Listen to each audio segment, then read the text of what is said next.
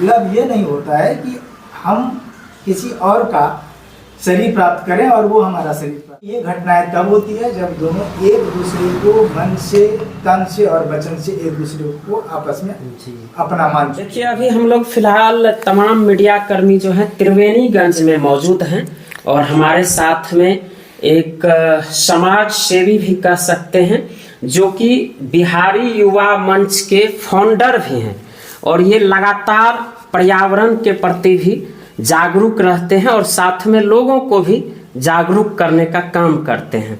तो हमारे साथ में जो है सर हैं और सर का सबसे पहले परिचय जानना चाहेंगे। सर बताइएगा सर परिचय अपना। जी, सब मीडिया कर्मी को मेरी तरफ से नमस्कार और सारे दर्शक को भी मेरी तरफ से नमस्कार। मैं योगेंद्र यादव योगी, अध्यक्ष बिहारी युवा मंच त्रिवेणी और एक समाज सेवी हूँ।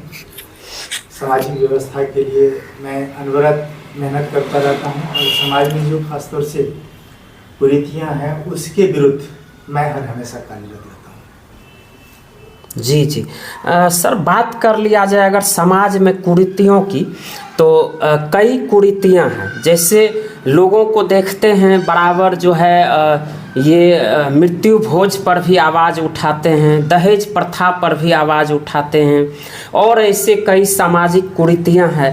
तो आप सर मुख्य रूप से किन कुरीतियों को दूर करना चाहते हैं समाज से? सबसे पहली बात है कि समाज की जो व्यवस्थाएं हैं, खासतौर से पूर्व प्रचलित जो कार्यक्रम है समाज में, बहुत सारी प्रथाएं हैं जो समाज को दलदल में धकेल रही है। जैसे आपने चर्चा किया कि मृत्यु भोज, जी मृत्यु भोज का मैं प्रबल विरोधी हूँ। अपने गांव में विगत 2 वर्ष पूर्व मैंने काफ़ी मेहनत किया और 3 रोज जो हमारे यहाँ भोज का कार्यक्रम होता है, खासतौर से मृत्यु भोज में, ये नखवाल, श्राद्ध और संपिंड, तो काफ़ी मेहनत के बाद हम लोगों ने 1 रोज का प्रचलन प्रारंभ किया। 2 वर्ष तक चला, लेकिन गांव में सबसे बड़ी समस्या है कि समाज के व्यवस्था को सही दिशा में ले जाने वाले लोग कुछ कम हैं और भटकाने वाले लोग अधिक हैं।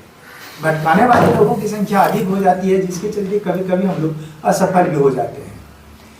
दहेज से संबंधित अभी जो कुरीति है, खासतौर से दहेज के चलते बेमेल लड़के लड़कियों की शादी होती है, समय पर लोग अपने बच्ची की शादी नहीं कर पाते हैं।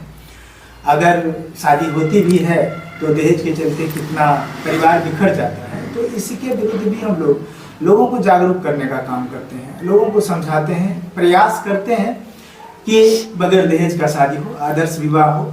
और हम लोगों ने अपनी टीम के माध्यम से जो अभी तक मेहनत किया है, तो हर साल लगभग 5 या 6, अधिक तो नहीं कहूँगा, 5 या 6 शादी जरूर हम लोग बगैर दहेज का करवा देते हैं।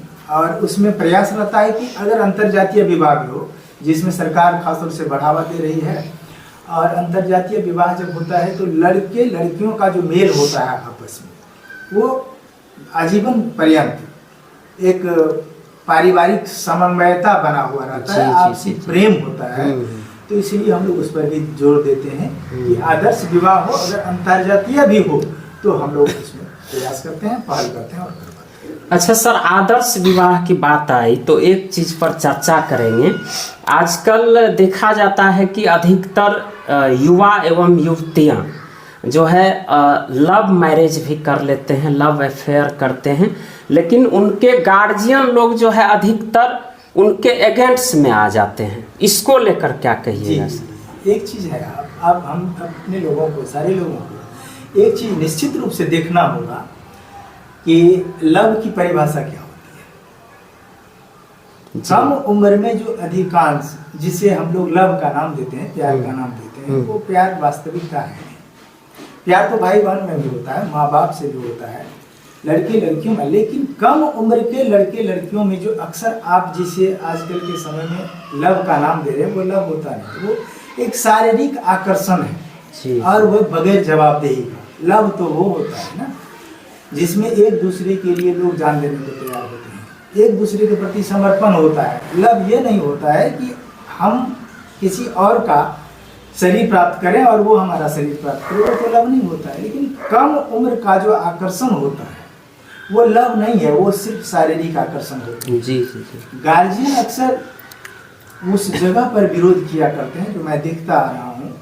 क्योंकि हम लोग जितना भी पंचायत करते हैं, गाँव घर में समझौता करते हैं, तो अधिकांश जो होता है ये मामला कम उम्र के लड़के लड़कियों में होता है, जिसको कोई समझ, जिंदगी का कोई जवाबदेही नहीं है, अपने जीवन के बारे में कोई ज्ञान नहीं है, लेकिन कहते हैं कि लव हो। जी। एक अगर यदि आप इस बात को करीब से देखेंगे तो आप पाएंगे कि गार्जियन अगर विरोध करते हैं तो वहाँ कहीं न कहीं उनकी भूमिका आवश्यकता हो जाती है कि वो विरोध करें, क्योंकि वह बच्चे जो रास्ते से भटक चुके हैं उसे अगर छोड़ दिया जाएगा तो वो निश्चित रूप से उसका जीवन नर्क हो जाता है, जो आए दिन देखने को मिलता है।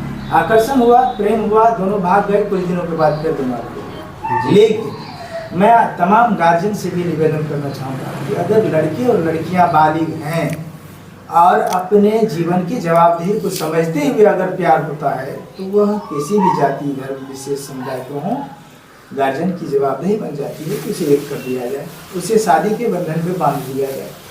क्योंकि ये घटनाएं तब होती है जब दोनों एक दूसरे को मन से, तन से और वचन से एक दूसरे को आपस में अपना मान चुके हो।